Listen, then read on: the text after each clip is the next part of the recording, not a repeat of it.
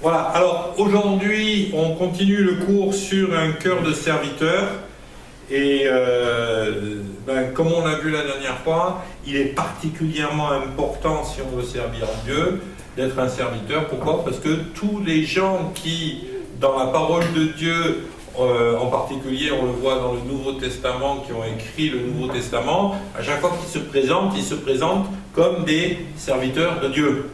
Okay, ils ne se présentent pas comme des Superman, ils ne se présentent pas comme... non, ils se présentent comme des serviteurs de Dieu.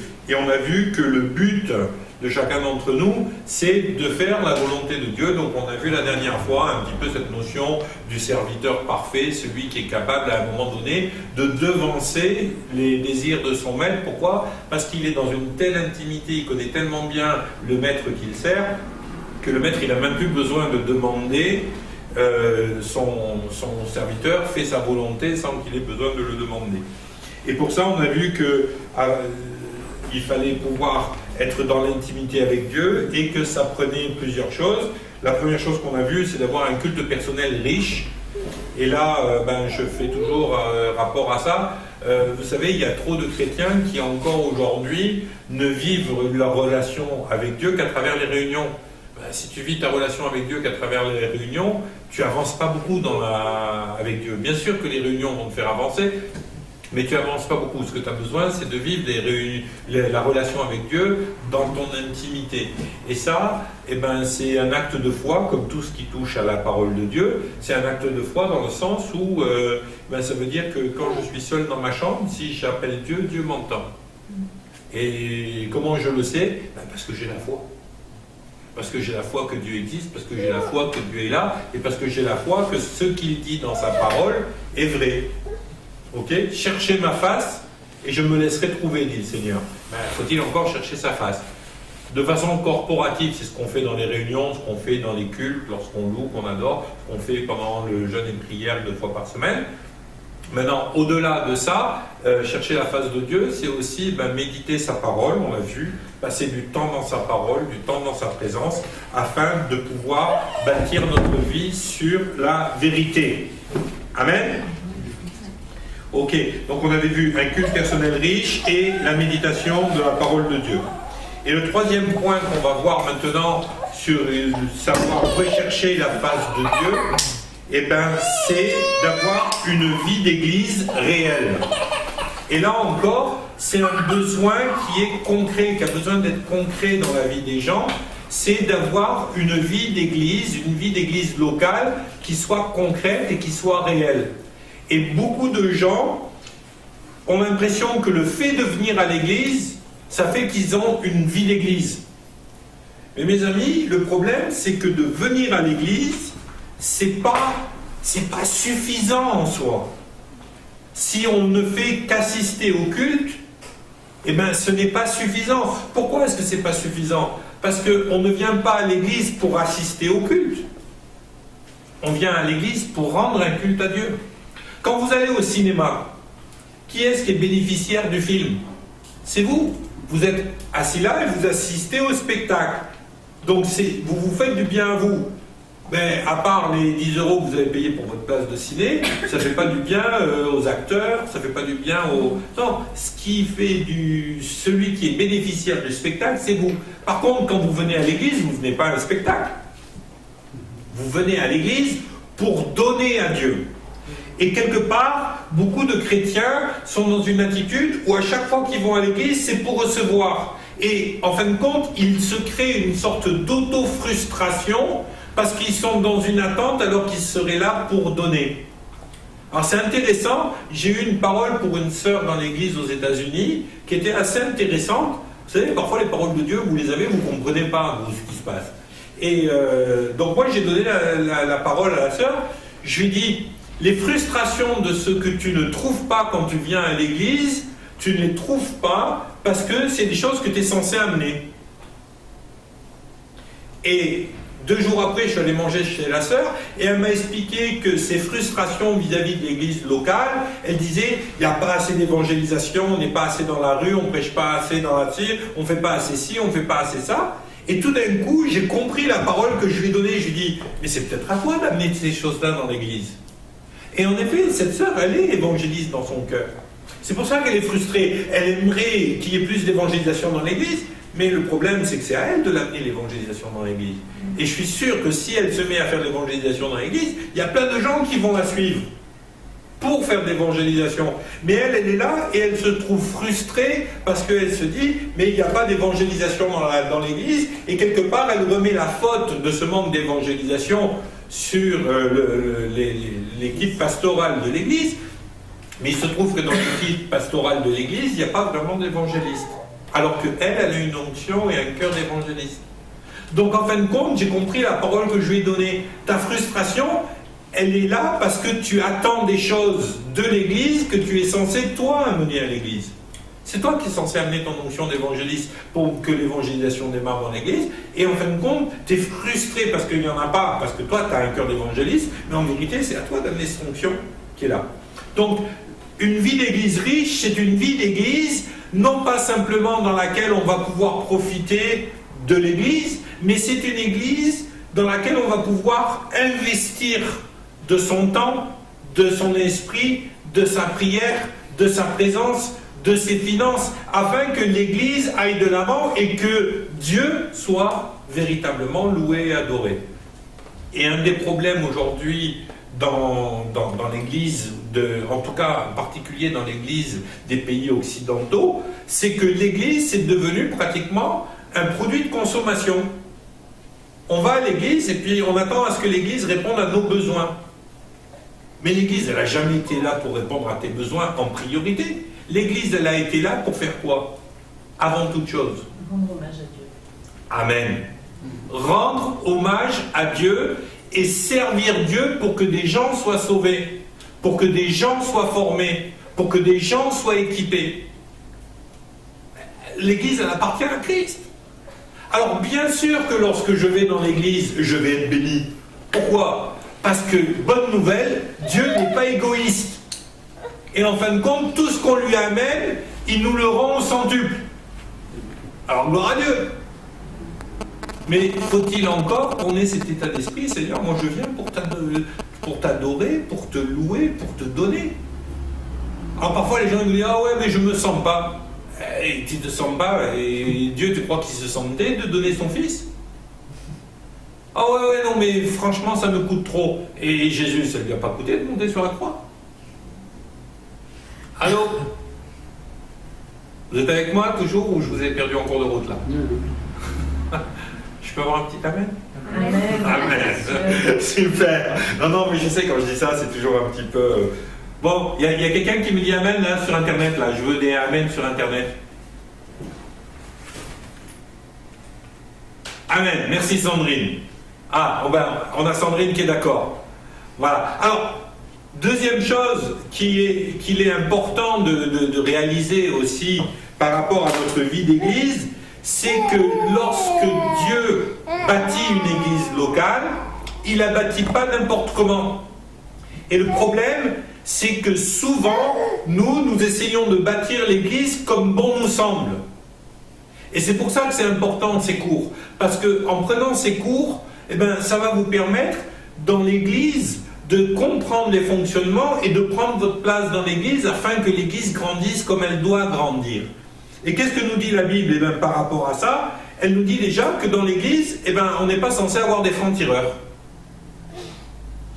Qu'est-ce que c'est un franc-tireur? C'est des gens qui n'agissent que dans leur objectif. Vous savez, dans l'armée, les francs-tireurs, c'est qui? C'est les gens qui partent derrière les lignes ennemies et puis qui se mettent là, et puis ils reçoivent pas vraiment d'ordre et tout ça, et puis quand ils voient un ennemi, ils shootent. Voilà, ça peut être des snipers, ça peut être... voilà. Mais le problème du franc-tireur, c'est quelqu'un qui travaille tout seul. Et dans l'armée de Dieu, on n'est pas censé avoir des francs-tireurs. On est censé, dans l'armée de Dieu, avoir une armée qui fonctionne en équipe. Donc, le premier point par rapport à ça, c'est d'apprendre à fonctionner en équipe.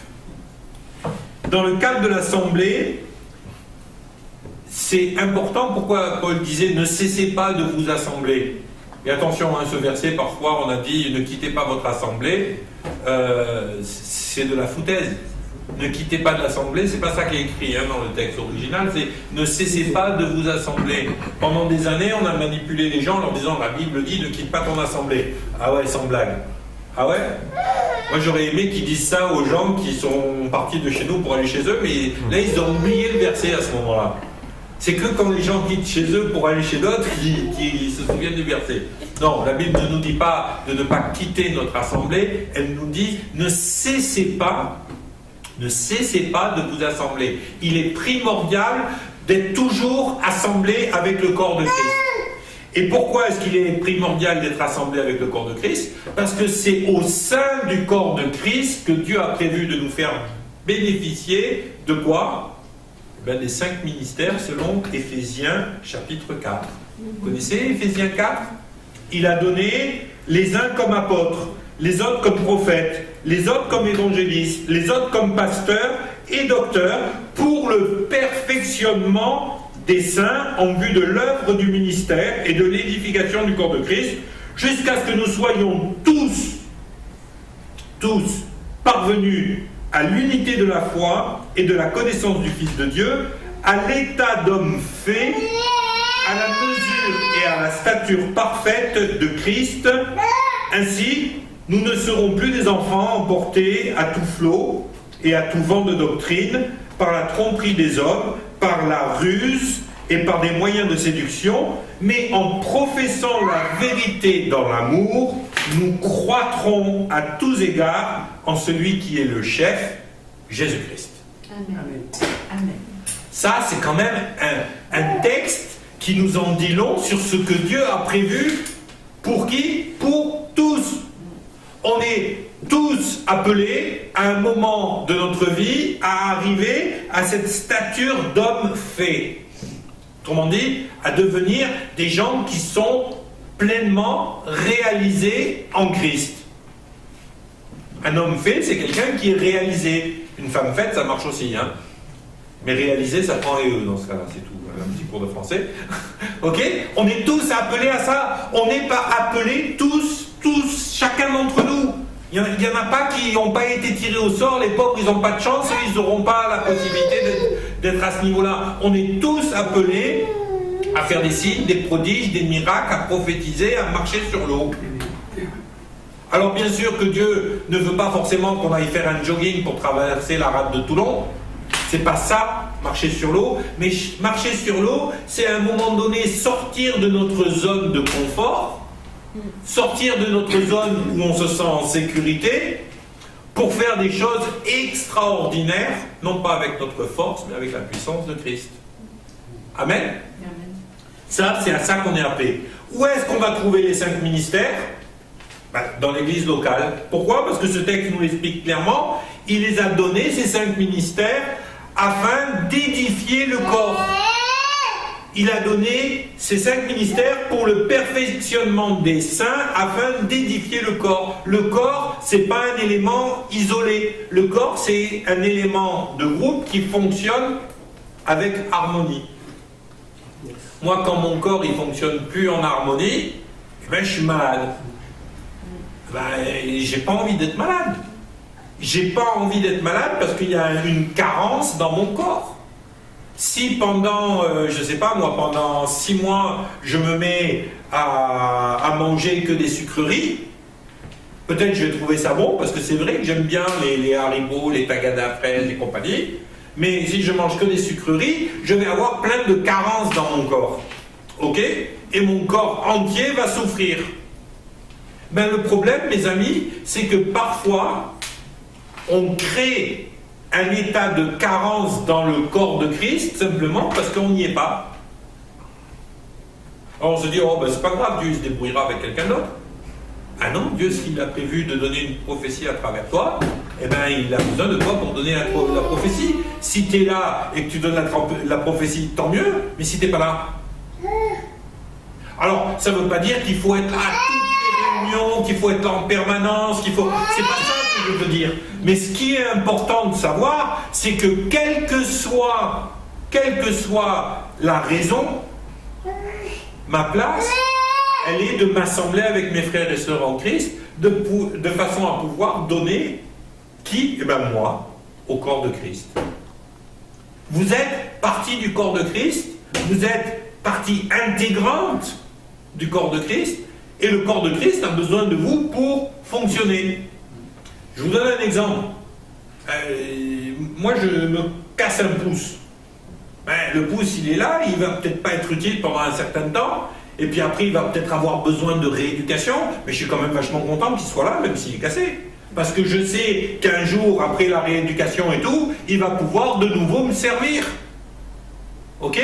Alors bien sûr, au départ, on arrive et puis on dit « Oh, mais de toute façon, je suis cassé, donc je ne sers à rien dans le Christ, dans le corps de Christ, donc j'ai pas besoin d'y être. » C'est pas vrai. D'abord parce que tu ne pourras pas guérir si tu n'es pas attaché au corps. Si votre pouce il est cassé et puis que vous le coupez, vous le mettez au frigo et vous lui dites « Je reviens te chercher quand tu seras plus cassé. » Vous croyez qu'il va guérir? Mais il ne peut pas guérir. Il peut guérir s'il est attaché au corps. Moi, quand j'entends des gens me dire « Oh, je suis trop blessé pour aller à l'église. » Eh bien, si tu veux être guéri, c'est bien là. Quand j'entends des gens me dire « Oh, je suis trop fatigué pour aller à l'église. » La Bible, elle nous dit « Venez à moi, vous tous qui êtes fatigués et chargés, je vous donnerai du repos. » Ah ouais, mais encore faut-il venir. Ok? Donc il y a vraiment un mensonge et une attaque démoniaque sur l'église qui essaye de faire croire aux gens que aller sur un culte sur internet, ça leur suffit pour être membre d'une église. C'est faux. Et le pire, c'est que sur internet, vous trouvez à boire et à manger. Alors, je ne dis pas que c'est forcément mauvais. Mais ce que je dis, c'est qu'il y a un manque de cohérence au bout d'un moment. Ce manque de cohérence, il est dû à quoi? Il est dû à 3 facteurs importants. Le premier facteur, c'est que mes amis, franchement, Internet, là, ils sont tous sur Internet, ils sont en train de m'écouter, c'est super bien. Mais si j'appuie sur un bouton, je coupe. Si Sandrine, elle me dit « Ah non, je ne suis pas d'accord avec ça » et puis qu'elle commence à râler et que j'ai envie de me la zapper, je peux la zapper sur Internet. On n'a pas besoin de s'aimer les uns les autres pour communiquer sur Internet. Or, la Bible nous dit « Aimez-vous les uns les autres ». Comment est-ce que vous faites pour aimer les gens si vous ne les voyez pas? Ah, celui-là, je l'aime, je lui ai pardonné, mais je ne le fréquente pas. Hein, parce que... Oh, c'est du pipeau. C'est du pipeau. Il faut appeler un chat. Et moi, parfois, je trouve que les gens, ils sont un petit peu incohérents avec ça. Moi, je ne peux pas témoigner d'amour fraternel à mes frères et sœurs si mes frères et sœurs, ils sont éparpillés dans le monde entier, que je ne les connais pas et que mon église, elle est virtuelle. Excusez-moi, mais Dieu, il s'est incarné. Il n'est pas virtuel. Il a pris un corps humain de façon à être incarné, de façon à être concret. On ne peut pas dire que Dieu, il n'est pas concret, il est loin de là. Alors, excusez-moi, mais l'église sur Internet, ça reste très virtuel. Et l'église dans le cloud, c'est pas le Seigneur dans les nuages. Okay. C'est une expression de geek. Voilà. Ok?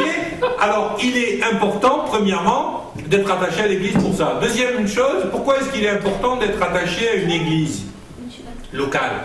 Parce qu'une église locale, elle va avoir une spécificité. Ça ne veut pas dire que la spécificité de l'église locale va être meilleure qu'une autre. Mais ça veut dire que la spécificité de cette église locale, à laquelle à un moment donné vous choisissez d'adhérer, elle va dans une direction, sans dire qu'elle est meilleure qu'une autre, mais une direction qui vous convient puisque vous y avez adhéré.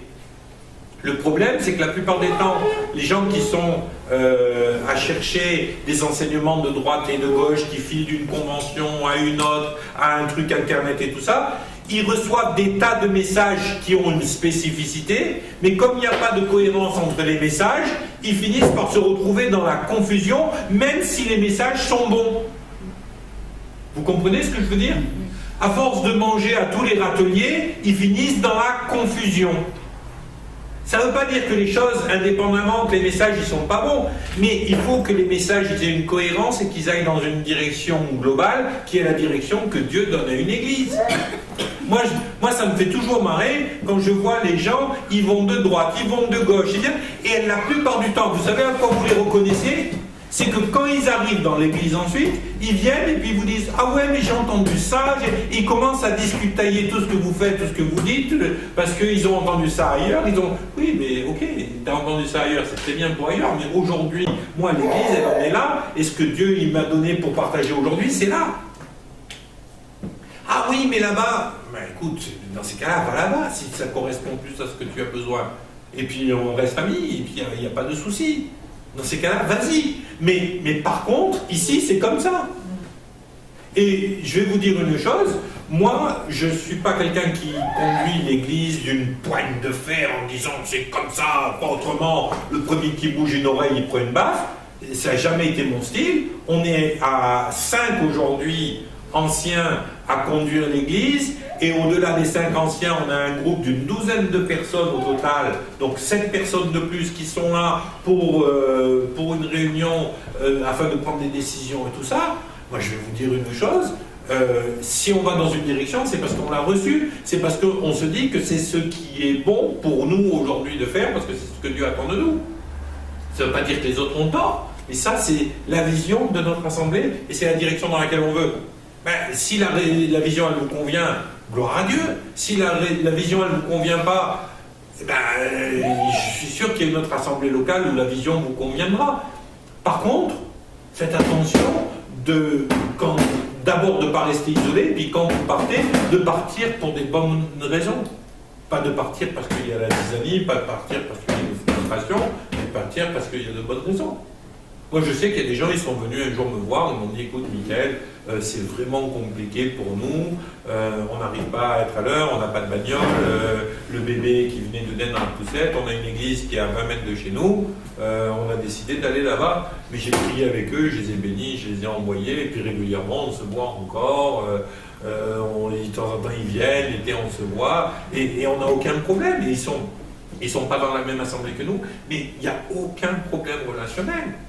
Et j'en veux pas. Maintenant, après, si vous partez en guerre avec des gens et puis ah non, c'est ma brebis, moi je suis désolé, il n'y a personne qui est ma brebis. Moi j'ai des gens que Dieu me confie et puis quand il les envoie ailleurs, et ça ne me crée pas de frustration. Ce qui me frustre par contre, c'est quand les gens ils arrêtent de venir à l'église et puis ils vont plus nulle part. Parce que là, ils se mettent en danger. Et ce qui me frustre encore autant, c'est les gens qui me disent on fait partie de l'église et qui n'en font pas partie en vérité parce qu'ils ne sont jamais là. Voilà. Et ça, je vais vous dire une chose, je sais que c'est toujours délicat à en parler parce que les gens ils sont frustrés quand on leur en parle, mais je vais vous dire, si vous êtes à l'église une réunion sur 5 ou sur 6, ça veut dire que pour vous l'église c'est la dernière route de la charrette, quoi, et que vous vous en foutez, ça montre que vous vous en foutez. Moi, je pense que c'est pas logique à un moment donné que de venir sporadiquement. Je sais que, bon, il y a des gens que j'aime beaucoup, hein, et ils sont charmants, mais à chaque fois, ils me disent « Ouais, on va revenir à l'église, on va revenir à l'église. De toute façon, notre cœur, il est ici, c'est là qu'on veut être. » Mais on les voit 2 fois par an ou 3 fois par an. Ah, ouais, à chaque fois qu'il me dit « Ah ouais, non, mais c'est vraiment notre église. » L'autre jour, carrément, je dis « Arrête, t'es violent, quoi. C'est pas ton église. On t'a vu 2 fois dans l'année. Si on t'a vu 2 fois en 2012, depuis 2013, on t'a eu 3 fois sur Facebook, tu nous as dit je viens dimanche, et t'es jamais venu. Excusez-moi le peu, mais au bout d'un moment, c'est bon, laisse béton, quoi. Il faut pas nous prendre pour des imbéciles non plus. Moi, je veux pas que l'église serve de faire valoir. Ce que je veux, c'est que les gens viennent à l'église, qu'ils soient bénis, qu'ils soient guéris, qu'ils soient remontés, qu'ils soient encouragés. Et je veux que les gens, ils viennent et qu'ils vivent quelque chose avec Dieu, et puis qu'ils servent Dieu, et qu'ils trouvent leur place. C'est ça l'église. Hein. Ok? Donc une vie d'église réelle. C'est notre façon de chercher Dieu. Ensuite, je voudrais qu'on définisse dans ce cours, ce cours c'est un cœur de serviteur. Est-ce que vous savez ce que ça veut dire le mot ministère? Serviteur. Un ministère, c'est quelqu'un qui sert.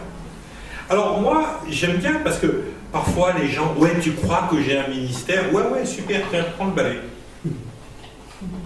Et la plupart du temps, les gens me regardent comme ça. Non, non, mais je te parlais du ministère. Ouais, ouais, tout à fait. Prends un balai. Tu veux servir?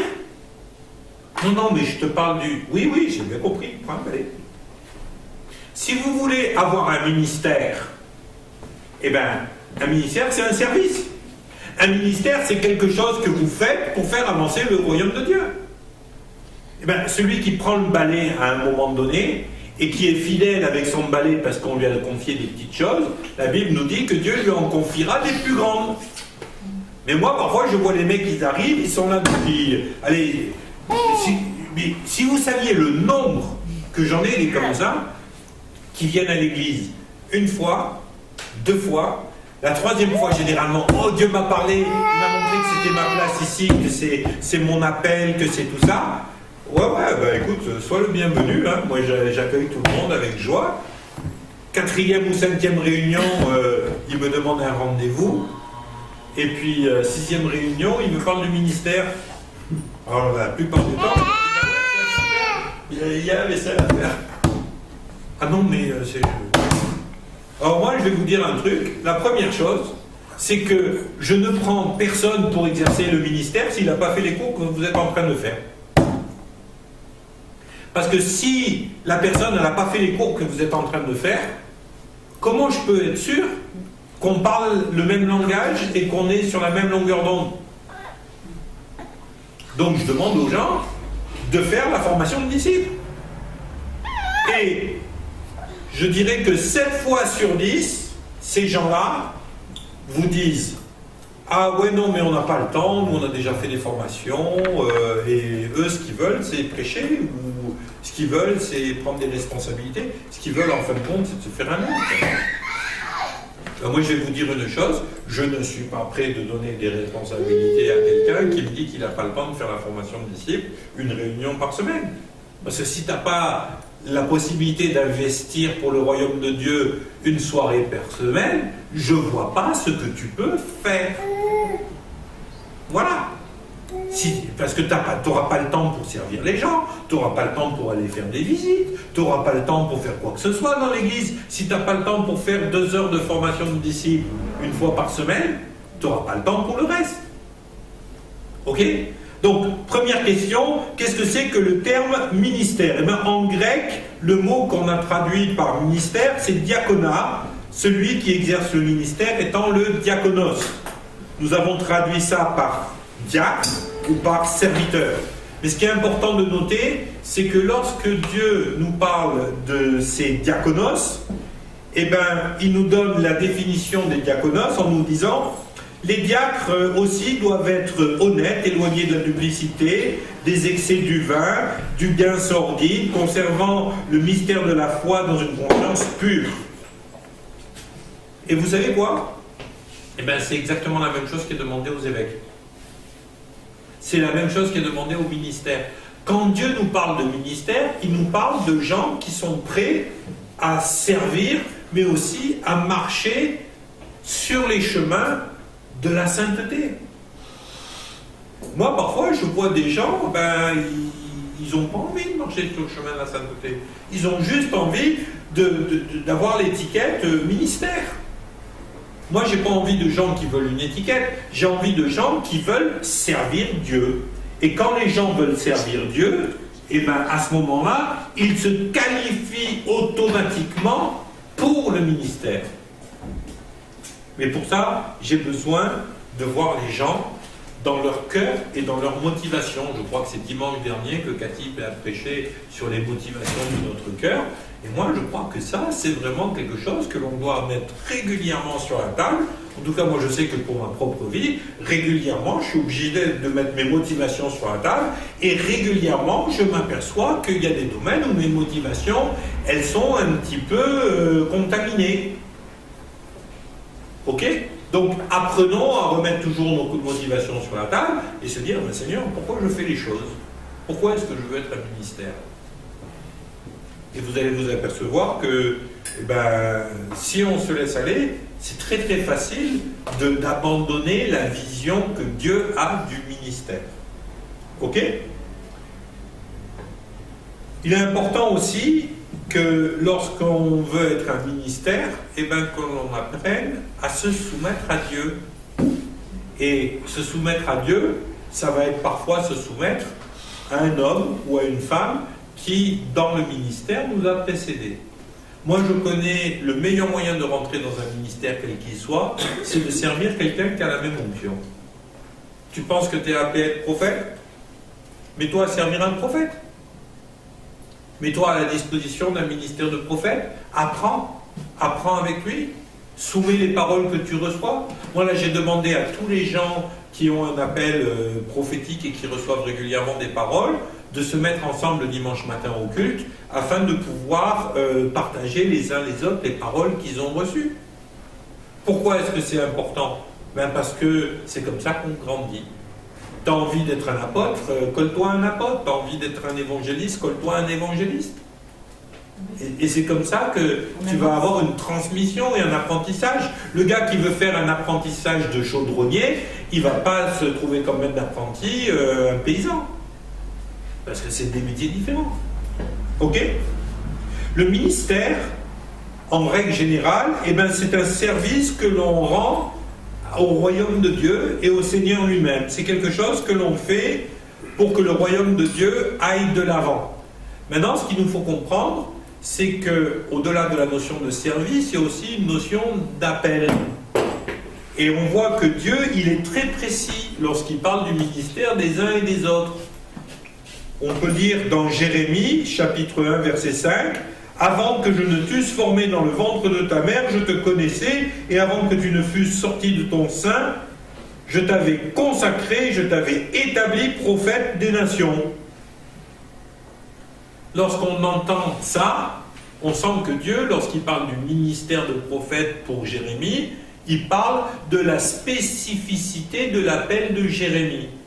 J'ai un travail pour toi, c'est celui-là, d'être prophète pour les nations. Okay? Donc on a deux sens dans le sens ministère. On a le sens de ministère dans le sens de service. Quel que soit ce que tu fais pour faire avancer le royaume de Dieu, c'est un ministère que tu exerces. Et dans ce sens-là, eh bien, on trouve des tas de ministères.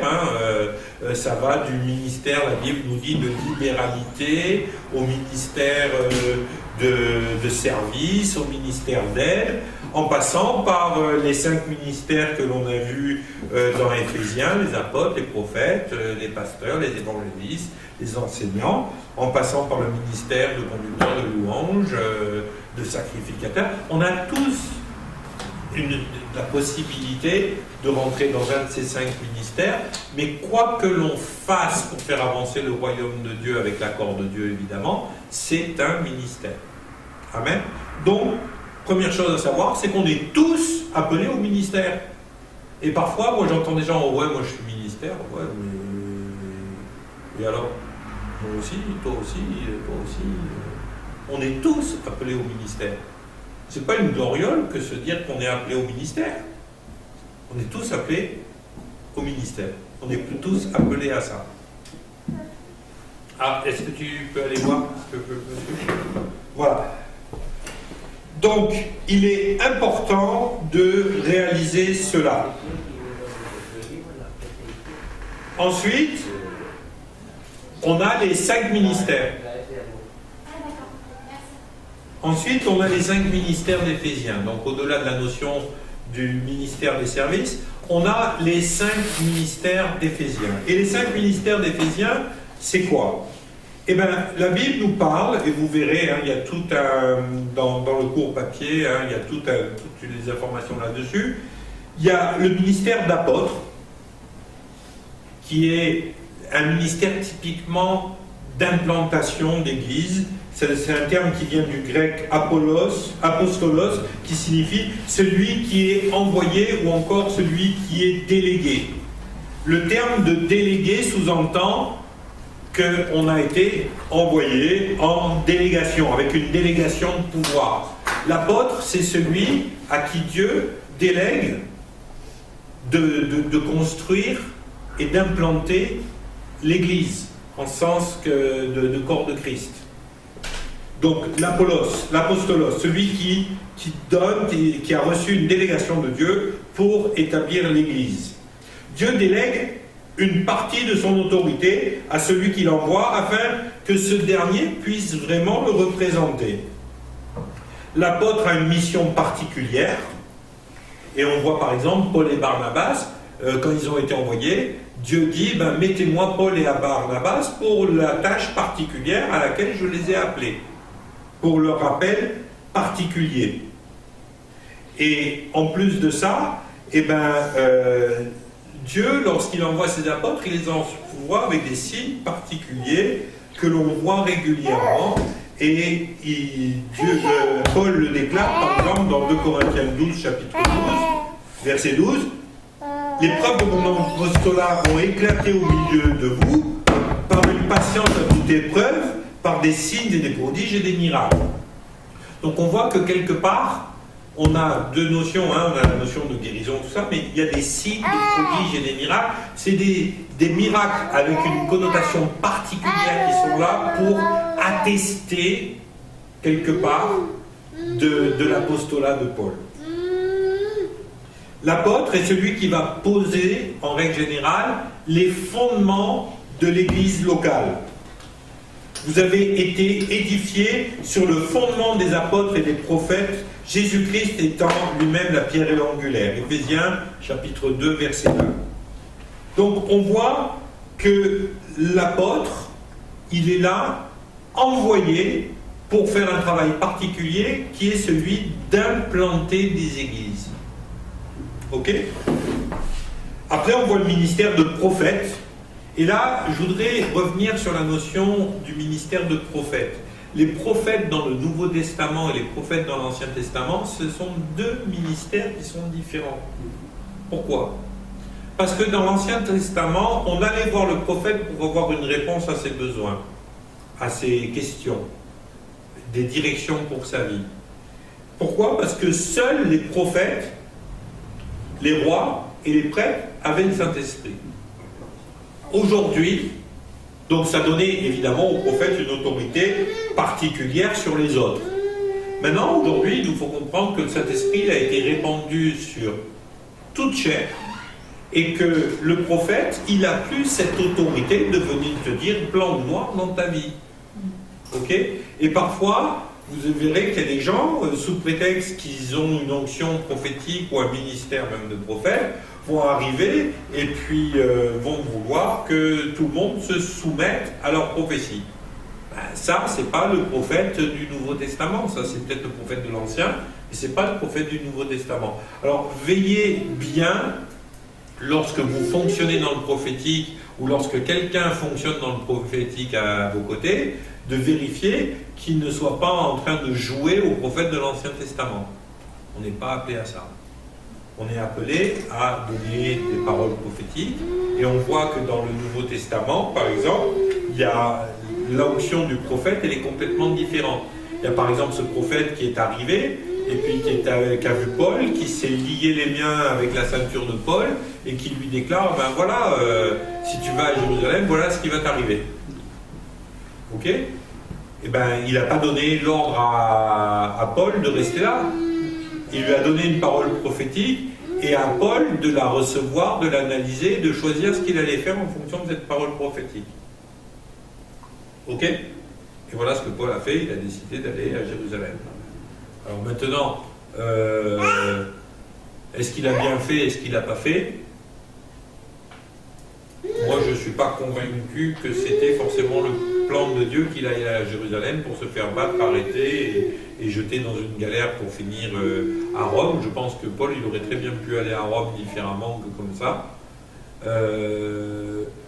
Maintenant, je ne suis pas dans les papiers de Paul ou dans les chaussures de Paul ni dans les chaussures de Dieu pour savoir si c'était bien ou pas la volonté de Dieu.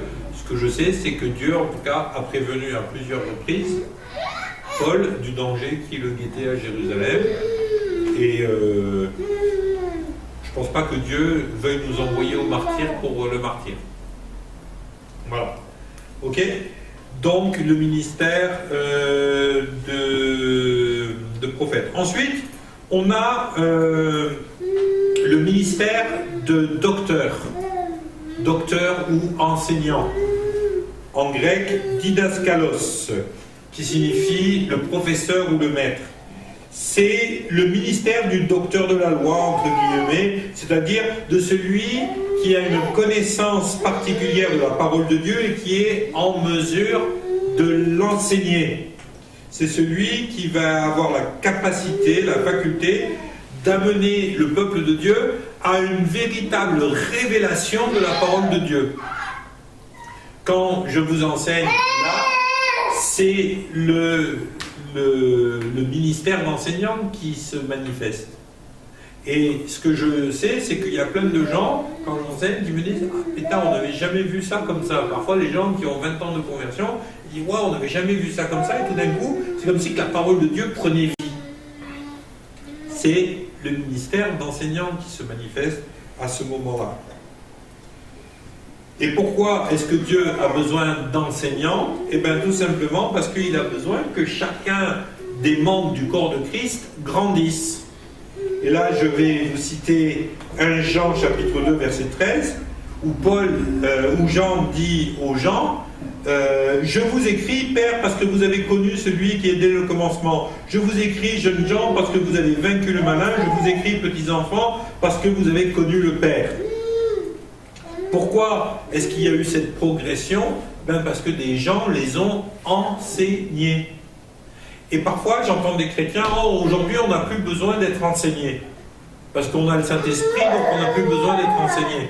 Ben, excusez-moi du peu, mais si on n'avait plus besoin d'être enseigné, pourquoi est-ce que Dieu a-t-il donné des enseignants dans les 5 ministères? Allô? Ok? Parfois, il suffit simplement d'avoir un petit peu de logique. Si plus personne n'avait besoin de prophétie, pourquoi est-ce que Dieu il a donné des prophètes? Ok? Alors c'est clair qu'on a tous l'Esprit de Dieu en nous, mais Dieu continue à donner des prophètes. On a tous la capacité d'étudier la parole de Dieu, mais Dieu continue à donner des enseignants. Ok? Donc c'est pour l'édification du corps de Christ. De plus, c'est sur l'enseignant que le peuple de Dieu va pouvoir se fonder quelque part, s'appuyer pour fonder une foi qui soit une foi saine. Et parfois, je vais vous dire, les gens ont une foi qui ne tient pas la route. Parce qu'il est très facile de sortir un verset de son contexte et de croire qu'on a compris quelque chose, parce qu'à un moment donné, on a sorti un verset de son contexte, et de ce contexte arrive une fausse doctrine. Moi, j'ai entendu, quand j'étais à l'école biblique, les gens disaient qu'un verset sorti de contexte, ça devient un prétexte. Ça devient un prétexte pour se justifier vis-à-vis de quelque chose ou d'autre chose. Je vous donne un exemple tout bête, hein. Il est dit à un moment donné dans l'Ancien Testament que David s'attacha à Jonathan et qu'il aima plus que lui-même. Ben, les gens ils ont pris ce verset pour justifier de l'homosexualité. Ça ne tient pas la route. Ça ne tient pas la route, parce que tout le reste de la Bible vous dit que c'est une abomination devant l'Éternel. Vous ne pouvez pas prendre un verset, ou prendre le verset l'apôtre que Jésus aimait, c'est Jean, et donc Jésus était homosexuel. Excusez-moi, mais c'est... Voilà. Mais les gens sont arrivés à cette conclusion. C'est pour ça que Dieu donne à certaines personnes cette capacité d'enseigner, de façon à pouvoir bâtir au sein du corps de Christ une foi saine. Ok? Un des gros problèmes par rapport à la compréhension et à l'enseignement que l'on a quand on est jeune converti, c'est qu'on n'a pas une vue d'ensemble de la Bible et on lit souvent un peu des passages au hasard comme ça, on n'arrive pas à les relier entre eux, et puis tout d'un coup on en tire des doctrines. On en tire des doctrines. Pas parce qu'on est méchant, mais parce qu'on a soif de la parole de Dieu, puis on lit un truc, et puis ça nous parle, peut-être ça nous parle à nous dans un moment particulier, et puis on essaie d'en tirer une doctrine. Eh bien, une doctrine qui est tirée d'un cas particulier dans un cas particulier, ça s'appelle un faux enseignement. Et c'est pour ça qu'on a besoin d'enseignants pour redresser. Faut-il encore avoir l'humilité de se mettre au bénéfice de ces ministères. Ensuite, il y a le ministère d'évangéliste. Alors ça, je ne vais pas vous faire un dessin, hein. Le ministère d'évangéliste, c'est vraiment d'annoncer le royaume de Dieu à des gens qui ne sont pas convertis, afin qu'ils entendent le royaume de Dieu et qu'ils puissent se convertir. Mais c'est aussi de donner à tout un chacun au sein de l'Église cette motivation d'être un témoin et de former des gens à être des témoins, même si s'ils ne sont pas appelés à être des évangélistes.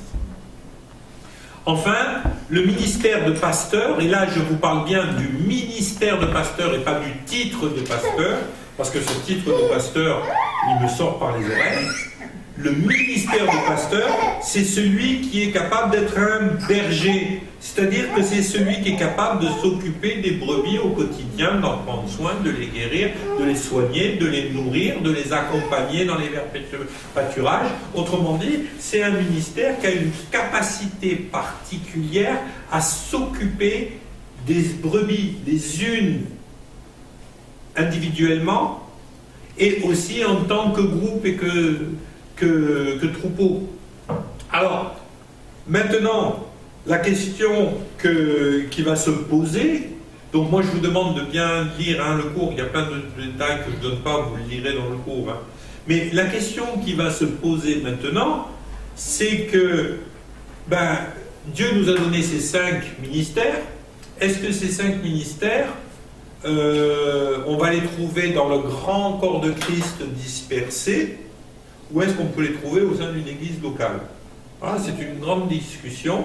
Il y a 2 grandes écoles de pensée. Il y a une école de pensée qui dit on ne peut pas avoir les 5 ministères dans la même église locale, et d'autres qui vous diront que, bien sûr qu'on peut les avoir dans la même église locale. Tout dépend de l'église locale et de la taille de l'église locale, mais c'est vrai qu'à un moment donné, on peut avoir facilement les 5 ministères dans une même église locale. Alors, le fait c'est que on l'a vu beaucoup à travers l'histoire de l'Église moderne, on a tendance à se reproduire selon sa propre espèce. Et dans l'Église, quand vous avez une Église qui a été fondée par un évangéliste, on a tendance à avoir une Église qui est très évangéliste. Quand on voit l'histoire des assemblées de Dieu en Europe, c'est quelque chose qui est flagrant. Scott, qui a lancé le mouvement des assemblées de Dieu, c'est avant tout un évangéliste. Moi, j'ai eu la chance de discuter avec le petit-fils de Scott et à manger au restaurant en Angleterre avec le petit-fils de Scott, et j'ai trouvé ça extraordinaire. Le gars, il vous parle de son grand-père, mais waouh, c'est merveilleux, quoi. Cet homme, il a vécu des miracles, il a vécu une foi, et tout ça. Mais ce qui s'est passé, c'est que il a formé les gens avec qui il était à son propre ministère. Et comme il était un évangéliste, il a formé des évangélistes. Et on s'est retrouvé après avec 1, 2, 3, 4 générations d'évangélistes. Et jusque dans les années 70-80, la marque de fabrique des assemblées de Dieu, c'était l'église évangélique qui amenait le plus de gens au salut dans toute l'Europe. Il ne faut pas se... Et encore aujourd'hui, je pense que ça fait partie des églises qui amènent le plus de gens au salut. Pourquoi? Parce que ce sont beaucoup d'évangélistes et c'est des gens qui sont beaucoup formés à l'évangélisation. D'ailleurs, c'est typique, mais vous allez dans une assemblée de Dieu tous les dimanches après-midi, vous avez une réunion d'évangélisation, systématiquement. Dimanche matin, vous avez le culte, dimanche après-midi, vous avez la réunion d'évangélisation. Et si vous voulez, il y a des conversions, il y a des signes, des guérisons, il y a vraiment, parce que c'est une église qui prêche vraiment le plein évangile, et c'est une église qui a vraiment un fonctionnement d'évangéliste. Et c'est pour ça qu'ils amènent un paquet de gens au salut. D'un autre côté, vous regardez dans l'histoire de l'église, des églises dites baptistes, on voit que les premiers missionnaires baptistes qui sont arrivés des États-Unis à l'après-guerre, surtout avec les Américains, c'est surtout et avant tout des pasteurs. Et ils ont commencé à bâtir leur église et à former des gens qui avaient ce ministère de pasteur, un ministère très très pastoral. Et donc on voit la plupart des églises baptistes, elles sont pleines de gens on prêche bien la parole, on enseigne bien les gens, on s'occupe bien des gens, Et quand vous arrivez donc 30 ou 40 ans après ça, ou 60 ans aujourd'hui après ça, et que vous regardez ces deux églises qui sont quand même les deux piliers des églises évangéliques en France, eh bien, qu'est-ce qu'on dit toujours? La plupart des gens que vous... dans les églises évangéliques, pentecôtistes, Assemblée de Dieu, tout ça, oui, il y a l'évangélisation, il y a la puissance, il y a ci, il y a ça, et tout ça, et puis les autres, ils l'ont pas. Et on dit des autres, oui, mais là-bas, il y a l'amour, il y a l'enseignement, il y a une connaissance de la parole de Dieu, que de l'autre côté, ils n'ont pas. C'est une réalité. Pourquoi? Parce qu'on a formé des gens selon notre propre espèce. Alors, est-ce que c'est juste? Moi, je ne crois pas. Je ne crois pas qu'il faille aller forcément dans une église baptiste pour trouver de l'amour, et qu'il faille absolument aller dans une assemblée de Dieu pour trouver la puissance des signes et des prodiges et des guérisons quand on fait de l'évangélisation. Je ne crois pas. Pourquoi est-ce qu'on arrive à des églises aussi typées? On arrive à des églises aussi typées pour une raison toute simple. C'est que la Bible, elle nous dit que l'église, elle est censée être premièrement basée sur le ministère des apôtres et des prophètes. Autrement dit, théoriquement, pour fonder une église, à un moment ou à un autre, ça prend un apôtre et un prophète. Un prophète qui va donner la direction prophétique de la stratégie, qui va dire mettez-moi Paul et Barnabas à part pour qu'on puisse les envoyer pour l'œuvre à laquelle ils sont appelés. Un prophète qui va avoir la capacité de dire je veux qu'il y ait une église là. Et puis un apôtre, parce qu'on a vu, le ministère de l'apôtre, c'est celui qui va implanter l'église. Or, on s'aperçoit que souvent, les gens qui ont un ministère d'apôtre, on les reconnaît à quoi? On les reconnaît au fait qu'ils sont capables, en fonction des saisons et de là où ils en sont dans le travail d'implantation d'église, d'exercer tous les ministères. Un apôtre qui commence un travail d'implantation d'église, il est capable de faire de l'évangélisation. Et généralement, il a une onction d'évangéliste pendant le temps où il va implanter. Dès qu'il commence à y avoir un groupe formé, il va avoir la capacité de faire du pastorat et de soigner le cœur des gens et de vraiment les aider. Mais pas simplement de faire du pastorat parce qu'il faut en faire, d'avoir vraiment cette onction pastorale qui va pouvoir aider les gens à guérir. Il va avoir la capacité d'enseigner afin de former une équipe autour de lui. Il va avoir vraiment une onction prophétique. Parce que c'est cette onction prophétique qui va lui permettre de discerner qui former, quels sont les appels des gens.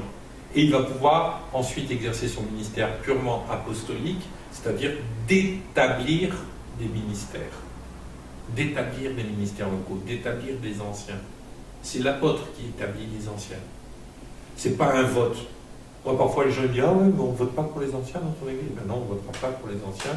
Le jour où on vote pour les anciens dans mon église, c'est soit que je suis mort et enterré, soit que je ne suis plus dans l'église. Mais jamais je n'accepterai un truc pareil. C'est une aberration pour moi, cette histoire de voter pour les anciens.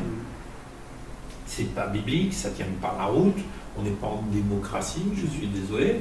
On vote, si tu veux, pour un conseil d'administration, on vote, mais on ne vote pas pour les anciens. On est là, on n'est pas dans le monde là, on est dans la gestion d'église locale. Et la gestion d'église locale, c'est Dieu qui parle. C'est pas une élection. Ok? Donc, il est clair que on a besoin, pour commencer, de réfléchir à qu'est-ce que Dieu attend de nous et quelle est la démarche dans laquelle il nous fait rentrer pour le servir. Et peut-être que ça va commencer par passer le balai, peut-être ça va commencer par s'occuper de la machine à café, ou de la sono, ou de faire les vidéos des cours. Moi, vous savez comment j'ai commencé véritablement mon ministère? En faisant le secrétariat. Je faisais le secrétariat de Claude Payan. Je suis arrivé, à l'époque, il y avait personne qui avait d'ordinateur. C'est une époque lointaine, je sais. Mais moi, j'en avais un parce que j'ai toujours été une geek. J'ai toujours aimé ça. Je m'étais fabriqué un ordinateur tout seul. Après, j'en ai acheté un. Et puis voilà. Puis Claude, il avait un ordinateur qui était plus une machine à traitement de texte qu'un ordinateur, mais il ne savait pas qu'il fallait sauvegarder, donc il tapait tous ses cours, et puis ensuite il imprimait, puis après il arrêtait l'ordinateur, et il ne sauvegardait pas, quoi. Il ne savait pas qu'il fallait sauvegarder. Alors il avait tous ses cours sur papier, il était très content, parce que ça lui permettait de faire un peu de mise en page, tout ça. Et puis un jour, je lui ai dit, mais c'est pas comme ça qu'on utilise l'ordinateur, et puis il m'a dit, oh là là, mais comment je vais faire? Je lui ai dit, ben, si tu veux, je te les retape. Moi, je m'étais retrouvé au chômage, et puis il avait à l'époque une cinquantaine de cours, et puis j'ai tapé une cinquantaine de cours. J'avais déjà fait une école biblique, j'étais responsable de l'évangélisation dans l'église où j'étais avant. J'avais régulièrement, c'est moi qui faisais la louange, je faisais partie de l'équipe de louange, régulièrement c'est moi qui faisais la louange. Je prêchais au groupe de jeunes, je faisais des tas de choses, j'avais fait une école biblique à plein temps, mais quand je suis arrivé là, je ne suis pas arrivé là en me disant ouais c'est moi le grand ministère, attends bougez-vous de là. Non, je suis arrivé et puis j'ai dit ben tiens j'ai du temps, alors voilà, je tapais à la machine, je faisais le secrétariat, mais j'ai appris des tonnes de choses en tapant ces brochures et ces cours. Puis une fois que j'ai fini de faire ça, et ben Claude, il est très doué pour faire des cours et pour prêcher, mais alors il ne faut pas lui demander de planter un clou. Alors ben, j'allais chez lui et puis j'élaguais le platane, je faisais la tapisserie dans la chambre de ses filles. De temps en temps, je faisais la cuisine pour décharger un peu Julia quand il y avait du monde. Voilà, un cœur de serviteur. Mais le fait est, c'est que j'ai tellement appris. Et je vais vous dire, ça vous qualifie plus que n'importe quoi d'autre pour servir Dieu. Et ça, c'est quelque chose qui est précieux. C'est quelque chose que j'ai toujours trouvé de précieux. Quand les gens sont capables de mettre la main à la pâte. Je me souviens d'un frère, on avait un week-end, une fois tous les 2 mois, je crois, à Chambéry. Une fois tous les 2 mois, on avait un week-end d'église, où on louait un chalet, puis on dormait tous dans le chalet, on faisait une agape, donc on se prenait le samedi, on se retrouvait là-bas pour pique-niquer le samedi midi ou pour manger. Le samedi après-midi, on faisait un petit enseignement. Samedi soir, on se faisait une soirée soit des jeux de société, soit trucs comme ça. Dimanche matin, on faisait le culte avec de nouveau un enseignement. Dimanche après-midi, le culte avec un enseignement. Donc on mangeait là-bas généralement. Samedi midi, c'était le pique-nique. On mangeait là-bas samedi soir et dimanche midi. Et le frère, à chaque fois que c'était le moment de mettre la table, de débarrasser la table, il se sentait interpellé par Dieu pour aller prier. Alors vous savez ce qu'on a fait un jour? Parce que c'était son jour, il avait été prévenu qu'il devait faire la vaisselle. Et puis, comme d'habitude, 1h15, la réunion reprenait à 15h, je crois.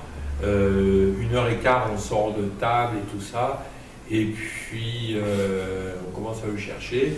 Et puis, il y a une sœur qui dit « Ah ouais, il a reçu de Dieu qu'il fallait absolument intercéder pour la réunion de cet après-midi. » Je dis « Ok, d'accord. » Et puis, je suis allé voir ma soeur, je dis, il a encore reçu qu'il fallait prier. Ma soeur me dit, écoute, il n'y a pas de problème. Je dis, ok, il n'y a pas de problème. Avec qui devait faire la vaisselle? Je dis, avec moi, et puis avec... il dit, ok. Et après la réunion, tu l'appelles, tu lui dis de venir faire la vaisselle, tu laisses tout en plan. Voilà. Donc, à 2h30, il est revenu. Là, on a fait la louange, il est venu directement. On était en train de commencer à se préparer pour faire la louange pour la réunion de l'après-midi. On était là, on a fait la louange et tout ça, et puis il y a eu donc le prédicateur qui visitait, qui était venu faire la prédication, tout le monde était content et tout ça. Et puis on sort de là, et puis le pasteur, il appelle, il dit machin. On va pas donner son prénom, parce que si jamais il entend les courants un jour, il ne peut pas être content. Mais il dit machin, voilà, hein, avec Mickaël, on t'a attendu pour la vaisselle, parce que c'était important, en effet, Dieu t'a demandé d'aller prier. Mais bon, comme Dieu t'avait aussi demandé de faire la vaisselle, donc on t'a gardé la vaisselle pour que tu puisses vraiment faire ton service pour Dieu aujourd'hui. Je ne vous explique pas les boules. Parce que du coup, il est resté jusqu'à 6h du soir pour faire la vaisselle dans le chalet, quoi, hein. Il fallait qu'elle soit faite. Hein. Donc on a été là, puis moi j'ai fait la vaisselle. Moi j'avais un peu les boules quand même, parce que j'avais envie de rentrer chez moi plus que de faire la vaisselle à 6h du soir. Mais bon. C'était une leçon. Mais ça a été une leçon pour lui. Et je vais vous dire une chose.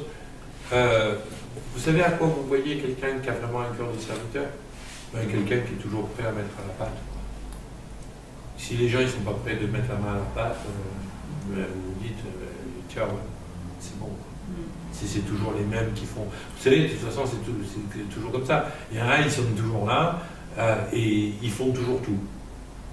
Et il y en a, ils sont toujours là, ils font jamais rien. Donc après, franchement, moi, ceux qui font jamais rien, ils ne se qualifient pas pour qu'on leur demande un jour de faire quelque chose de spirituel. S'ils n'ont pas été capables de passer une serpillière ou de passer un coup de balai ou de donner un coup de main à installer, écoute, salut. Voilà. Ok? Alors, les amis, vous relisez bien tout le cours. C'est le cours, je vais le mettre tout de suite sur votre